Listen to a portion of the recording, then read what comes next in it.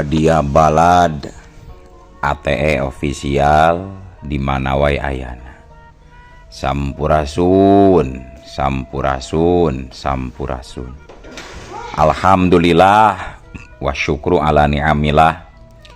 Kalayan diwuwuh ku qabul anu maha agung, dibarengan ku pangijabah anu maha kawasa, diiring ku kadeudeuh ka Nyaah Gusti anu maha suci.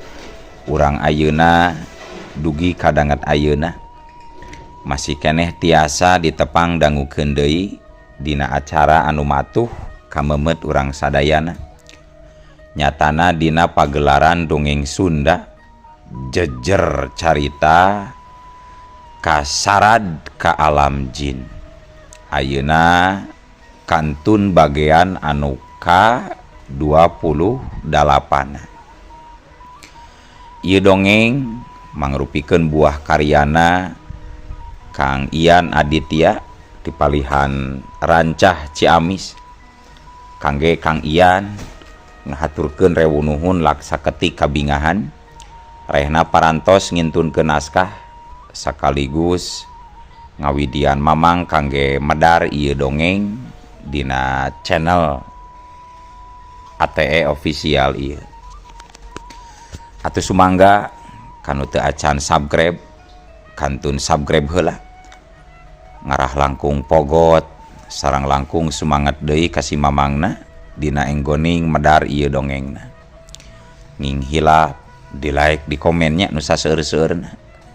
Lainna naon, mamang masok bingah gitunya. Upami maosan komentar-komentar ti para wargi sadayana teh. Kalintang bingahna deui upami mah link video mamang ieu dipangeserkeun atanapi dipangbagikeun. Atuh ngarah teu nyangkolong tingkana waktos sumangga ayeuna mah urang lajengkeun deui dongeng kasarad ka alam jin bagean anu ka-28. Kumaha salajengna sor cikopina betot simutna pagan heula tali kolorna bisi morosot merezel morozol uzel uzelan di tengah jalan tumpak dung dung tes.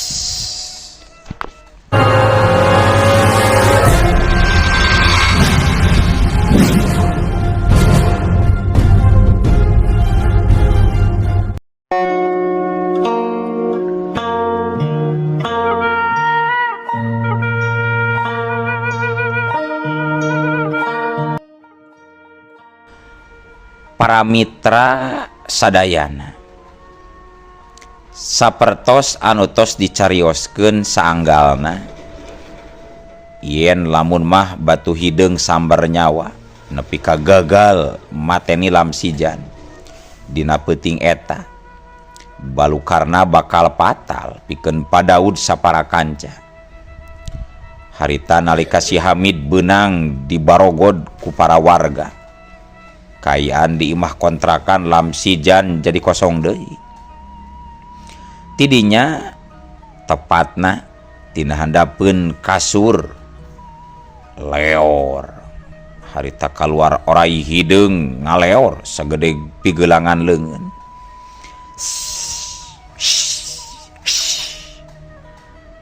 Kadenge orai teh disadang ngaheos. Beuheungna celegeug nangtung. Di dadangkat eta keneh blas orai teh jadi haseup hideung ngeleun nepi ka langit-langit kamar. Detik eta keneh harita haseup langsung sirna les ana jeleg deh sajiri makhluk hideung les terang ngacirim dina rupa pikasieun meh bareng jeung nyelesna haseup. Tina sorot matana ngaluarkeun cahaya ngempur beureum. Buukna ukur 5 lambar tapi panjang sama tak-tak jaba gimbal. Ceulina jebrak jiga ceuli gajah. Kulitna pinuh ku bulu, dicalana sontog dina kulit bagong. Kajaba teh eta aya nu leuwih pikasieun ka tempona. Sabab matana harita aya 3 di antara kadua halisna. Jeung deui lamun kaparangan ngagereng sorana mampu ngageterkeun alam siluman, makhluk gaib eta katelahna si sambar nyawa.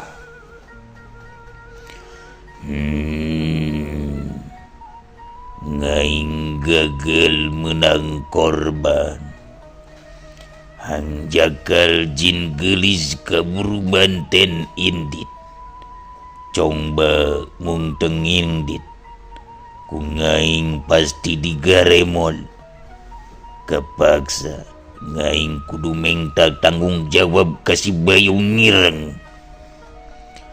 Sanggeus ngomong kitu, wuut pelesat. Jurig sambar nyawa teh laju ngabelesat, nobros suhunan kontrakan, labas ka awang-awang. Jirimna nyirorot ka pelebah makam setan, tempatna si bayu ireng sare panjang. Wus jelek riang. Dua tangkal caringin gede anu ngapit makam teh ngariang nepi ka melenoi jigarek beunggas. Nalika si sambar nyawa napakeun suguna kana luhureun pangsarean si bayu ireng. Derak dek krak. Taneuh di sabudereun makam rengkah beulah. Corelat. Ti jero makam ngacorelat jirim sarua hideungna sarta pikasieunna akur we meh sarimbag jeung si sambar nyawa warnana. Bangsat, nanaunan sia nepi ka ngaganggu sareng ngaing deuleu sambar nyawa. Sentak si bayu ireng ngapadega hareupeun si sambar nyawa. Sedangkeun anu disentakna malah nyerengeh ganas bari taki-taki. Bang Yung ngireng, singa kudu pangheulana tanggung jawab, sebab ngaing teu meunang korban deuleu bayu ngireng. Naot? Nah aing jadi kudu nanggung jawabna. Kapan jelas anak buah si Daud anu ngagawe oge lain dewek deuleu.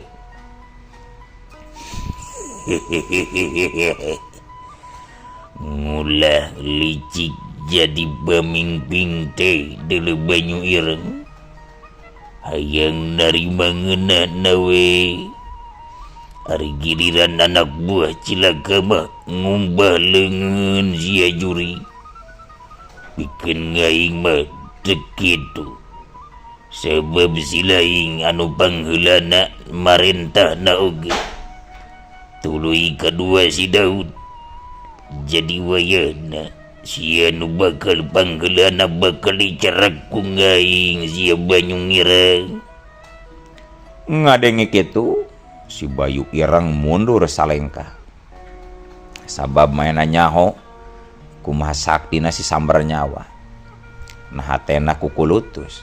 Bangsat, ngedan, ngaing jadi katempuhan gara-gara si Daud. Awas rasakeun sia ku ngaing bakal dirarajet sia teh Daud. Sabot keur kitu si sambar nyawa kaburu mantena rajang. Gua jelang wuk hiu. Si sambar nyawa sakilat pisan luncatna, sedangkeun lima ramona anu ranggoas nyamber nuju kana pipi si bayu ireng. Berat ceras eueuh. Si bayu ireng ngocehat, alatan daging pipina beunang kajambret nepi ka nyecelekan. Tulangna kaciri tapi anehna eueuh getihan. Maklum kapan si bayu ireng teh layon hirup anu diraksukan ku roh iblis. Si sambar nyawa teu mere omer nalika nempo musuhna keur nyangeyeng, gancang mahena rikat nyambar deui ku jurus lima ramu iblisna. Hutiu. Tapi ayeuna mah si bayu ireng teu cicingeun. Katempo harita ku kurang goasna si sambar nyawa ngarah kana palebah bobogaan si Bayu Ireng. Wut sakali ieu mah panarajangna ngaplos sabab si Bayu Ireng rikat ngalayang kolewat balu karena si Sambar Nyawa kabawa ku tanagana sorangan. Kasempetan eta digunakeun ku si Bayu Ireng pikeun ngayakeun serangan balesan. Bet hiup combron nanggal pisan kana sasaran tajonganna neunggar kana tarang si Bayu kana tarang si Sambar Nyawa. Akibat anu ditimbulkeunana si Sambar Nyawa meceleng ngararad dahan caringin. Da puguh atuh tanaga si Bayu Ireng teh kacida gerosana. Curelat si Bayu Ireng gentak ngacurelat muru ka si Sambar Nyawa anu nyangsang dina dahan caringin. Leungeunna rikat rek ngajambak buuk gimbal 5 lambarna si Sambar Nyawa. Bari tuluy dibantingkeun kana tangkal caringin. Wut siut kemot lala. Koceak si Sambar Nyawa ngoceak. Sakujur awakna aleumeur. Sedengkeun tangkal caringin nepi ka oyag. Kajadianana ngagerwahkeun sakabeh sasatoan sabangsaning manuk jeung kalong anu pada bubar hiber ngabrul ka luhur.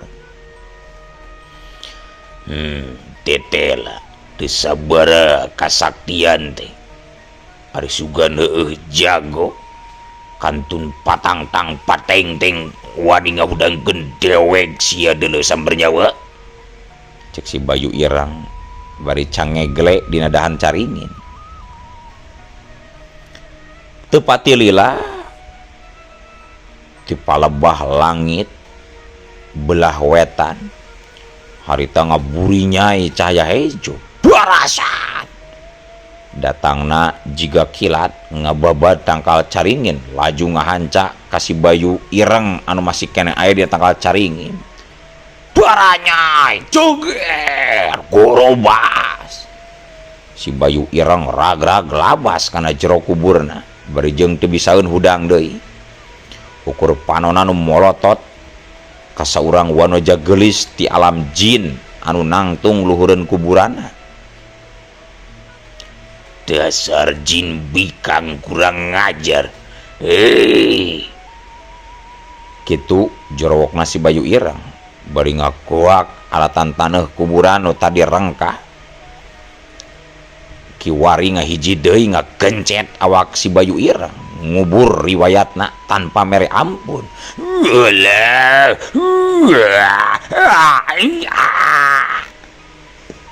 Sajongjongan kayaan disabudeureun makam setan teh jadi rehe combrek.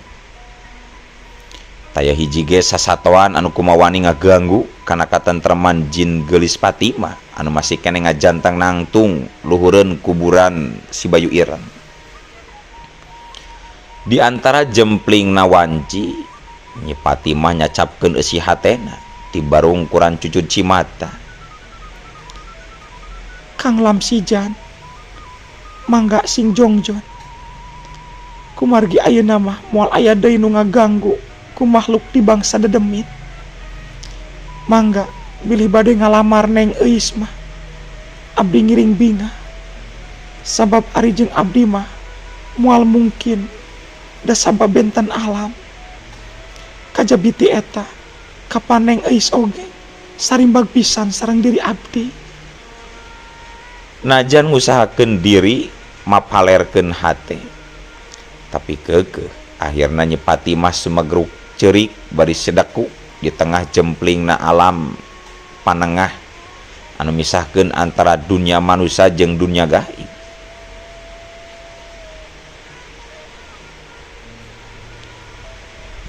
Hiliwirna angin kasedi tembus rasa ngadobrak kandalna Rusiah alam impian.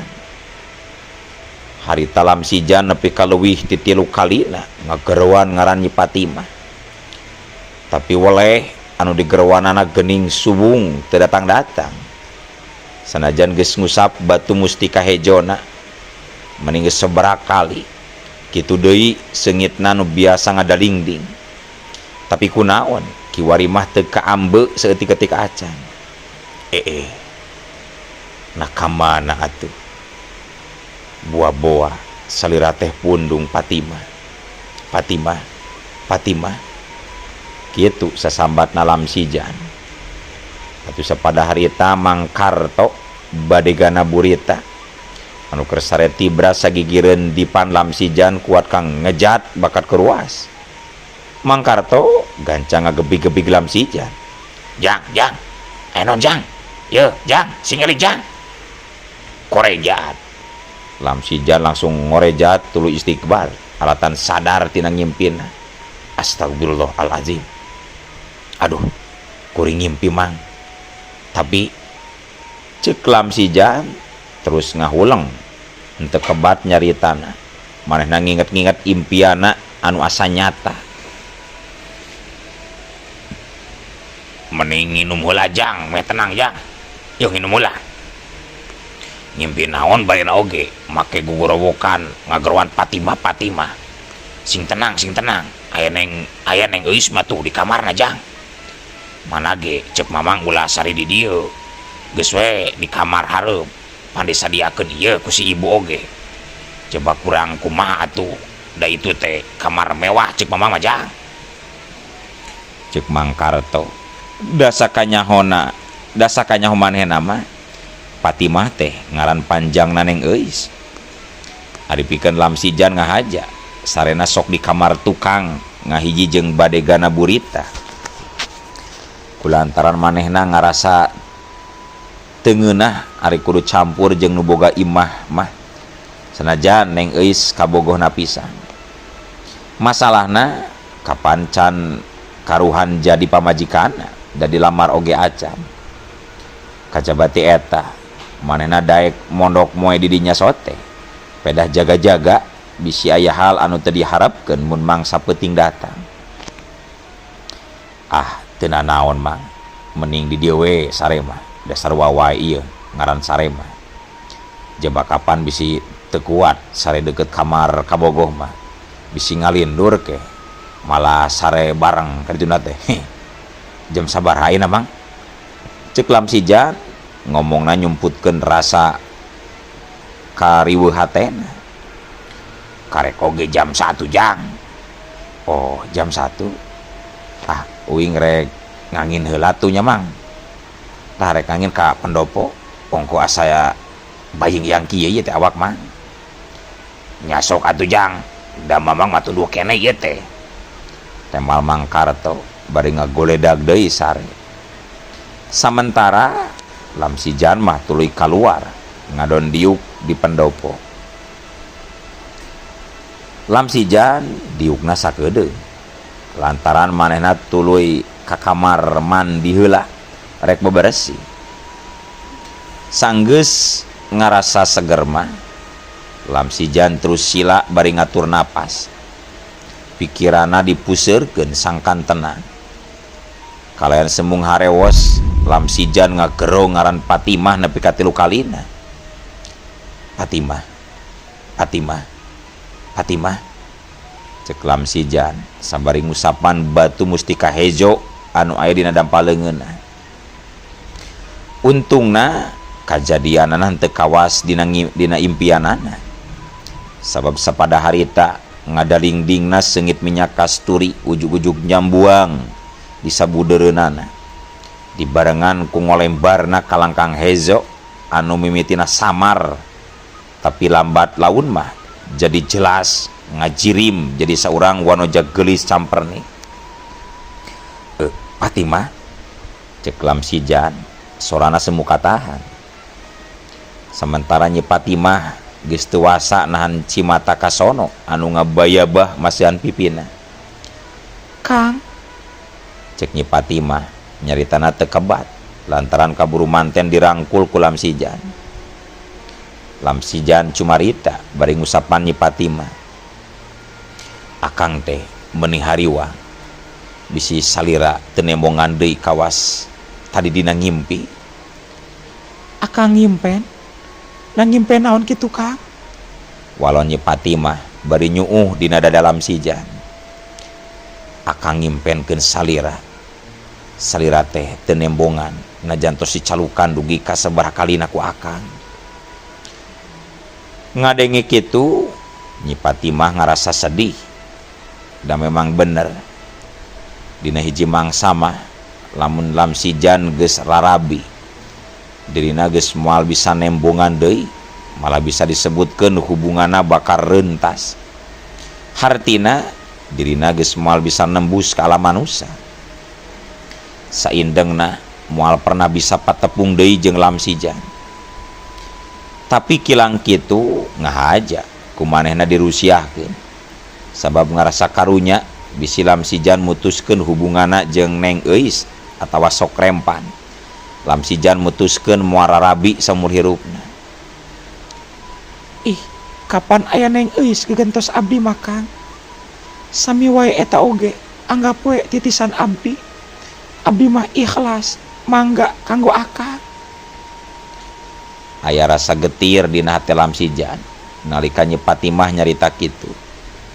Tapi dalah dikumah sabab asa mustahil pikeun dirina mun nepi kararabi jeung Nyi Patimah kulantaran beda alam. Antukna Lamsijan ngan ukur bisa nangkep pageuh Nyi Patimah.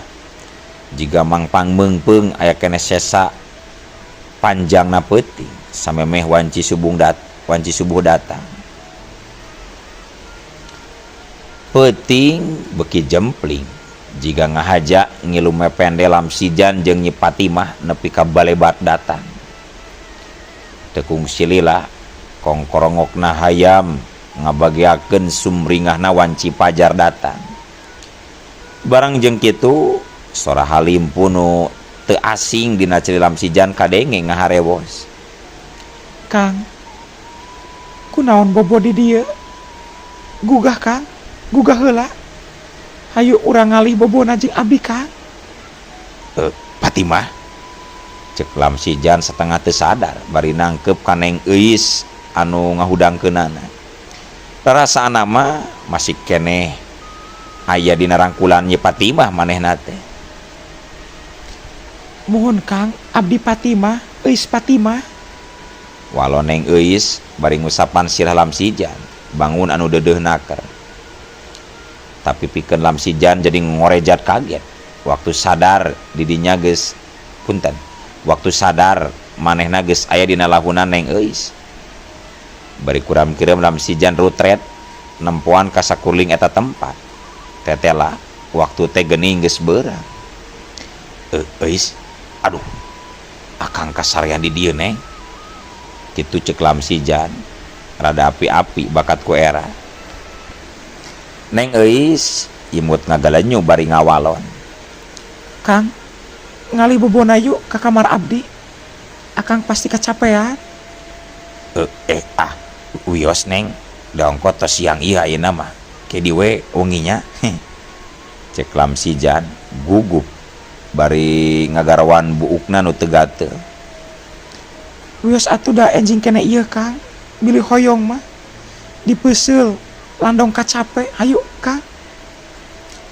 Cek Neng Euis ngomong kitu nate palebah nyebut hoyongna meuni jiga ngahaja dipotong heula. Atuh kadengena oge ku Lamsijan meuni pak seblak ngan teu we ari langsung ngagurubug mah ngan si otongna we bati ajol-ajolan. Oh, mohon Neng isukan we dipeuseulana nya. Ongko bahaya ayeuna mah bilih lepat mencet ke malah repot di akangna. Akhirna eta dua nonoman teh kalah sareuri pada suka ati bari gogonjakan. Para wargi sadayana beurang beuki maju. Sedangkeun cahaya sang surya parat nembus sela-sela pendopo.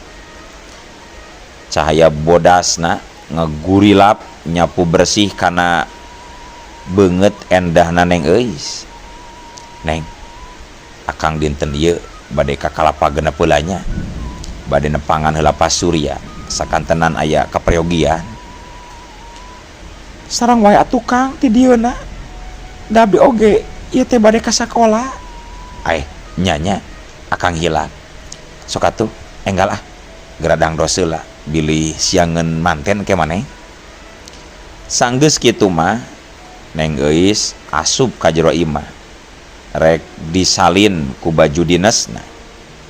Sedengkeun Lamsijan gancang mandi lantaran awakna asa lalengket teu ngeunah.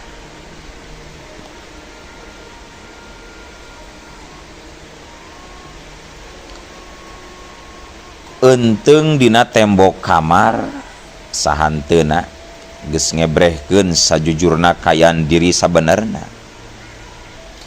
Najan dibulak-balik sangkan rada beda tina kanyataanana, tapi tetep kaca enteung mah moal bisa dibohongan. Tinggal diri kudu sadar jeung tumarima kana kanyataan. Sabab umur mah moal pernah bisa diwadulan.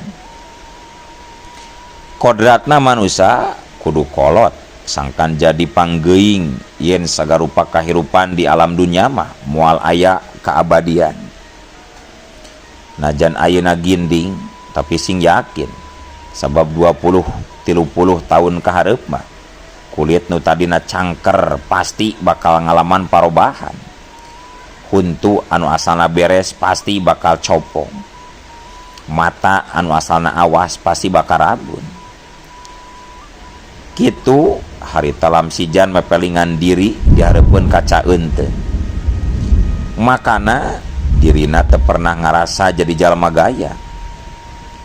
Atuh cenah ayeuna loba nu nyebutkeun yen mahena kaset, keun wae cenah. Da dirina sorangan mah teu pernah adigung peda disebut kaset. Malah kadang sok mindeng era ari aya nu muji teh. Syariat ku kabogohna pisan. Sabot keur ngalamun kitu ti tukangeuna katempo tina kaca enteung. Neng Euis nangkep kana cangkeng Lamsijan bari nyangheuikeun gado kana tak-takna. Kang, entos atuh ngingdang dan teuing engke sok kalaseueun nu naksir geura Kang. Cek Neng Euis kalawan disurung ku imut kareueutna. Henteu Neng, akang mah teu dangdan ngan ukur nyisiran wungkul ku pedatos keramas tadi. Ih Akang, tos naon kitu enjing-enjing keramas? Ih buah-buahnya Kang. Kitu cek Neng Euis ngagoda pisalakieunana. Sedengkeun Lamsijan mah jadi beureum beungeutna. Sabab ari hatena marumasaeun sabab peutingna tas ngeukepan Nyi Patimah. Saterusna Lamsijan ngabalegodkeun omonganana kanu sejen. Neng, tos siap can? Hayu tuh ari bade ka sakolahan mah supados teu siangeun. Ongko akang bade ka kalapagenep heula ieu teh. Mohon, hayu atuh Kang. Da ti tadi oge abdi mah tos ngantosan. Ngatosan saha? Yang ngatosan Akang. Akangna anu teu kaluar-luar wae ti kamar. We naon kitu Kang ka kalapagenep Kang? Pan bade ngawartosan ka ibu bapa angkat akang. Rehna akang teh gaduh paniatan bade ngalamar salira. Oh, muhunnya. Tos sakadahna atuh diwartosan mah Kang. Supados tiasa nyakseni. Ucap Neng Euis. Lamsijan ukur nyengir semu era. Nalika Neng Euis ngahaja ngagandeng leungeunna. Duanana kaluar ti imah agrengna ngajugjug ka garasi pikeun ngaluarkeun motor. Pamiarsa sadayana, dina poe eta saenggeus ngajajabkeun heula Neng Euis ka sakolahan, Lamsijan mah nuluykeun di lalampahanana nuju ka indung bapa kukutna di Kalapagenep. Teu kacaturkeun kumaha lila di jalanna, kira-kira tabuh salapan. Lamsijan geus nepi ka tempat anu ditujuna. Kabeneran pas Surya harita aya keneh di imahna. Kitu deui bojona Bu Rasmi anu keur nyiapkeun sapatu pikeun salakina mangkat ka kantor masih keneh araya. Suara motor Krypton anu ngagerung di pakarangan. Tangtuna pikeun Bu Rasmi jeung Pak Surya mah geus teu asing deui. Atuh harita keneh oge Bu Rasmi pok nyarita ka Pak Surya. Bapana, geuning sada motor si Ijan. Cikan rek diilikan ka hareupnya. Nah karek ka dieu deui budak teh. Ibu mah asa sagok-gokeun hayang papanggih jeung si Ijan teh. Nya ibuna sok gancang ilikan heula ka ditu ka hareup.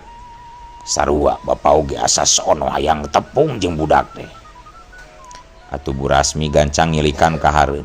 Ari breh teh bener pisan lam si Ijan geus keur nangtung dina teras. Tapi karek oge Bu Rasmi rek nyarita atuh ari ujug-ujug eueuh waktos kabujeng see wadia balad ATE official keun atunya ieu dongeng teh urang cekapkeun heula we dugi ka dieu. Insyaallah enjing pageto baris dilajengkeun deui. Atuh kukitu kukieuna mamang sejamit mungkur amit mundur ti payuneun para wargi sadayana. Hayu Assalamualaikum warahmatullahi wabarakatuh.